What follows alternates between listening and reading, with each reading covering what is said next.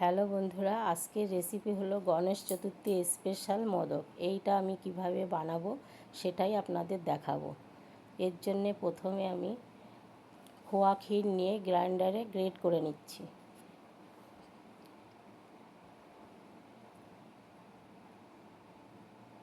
তারপর কাজুটা আগে থেকে ভিজিয়ে রেখেছিলাম, কাজুটাকে একটু পেস্ট করে নেব।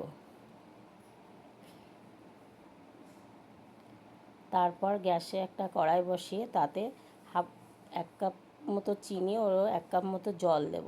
দিয়ে চিনিটা গুলে গেলে 1 কাপ গুঁড়ো দুধ দেব। গুঁড়ো দুধটাকে ভালো করে গুলে নেব। তারপরে আমি 2 কাপ মাদার ডেয়ারি দুধ দেব।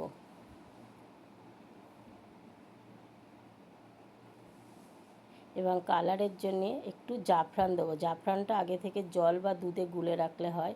আর একটু ঘি দেবো, আপনারা চাইলে ফুড কালারও দিতে পারেন। এবার খোয়া ক্ষীরটা দেব, দিয়ে ভালো করে নাড়াচাড়া করব। তারপর কাজুর পেস্টটা দিয়ে দেব।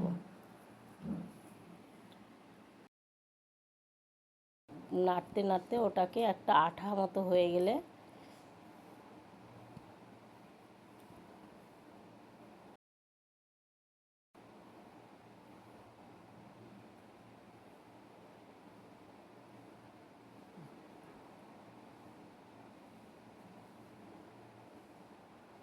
তারপর একটা পাত্রে ঢেলে নেব।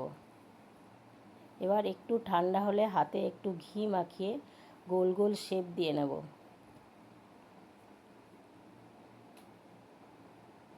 আমার কাছে মোদকের ছাঁচ নেই, সেই জন্য আমি মোদকের ডিজাইনটা করার জন্য একটা চামচ নেব। নিয়ে সেই চামচের গোড়া দিয়ে সেই ডিজাইনটা করব।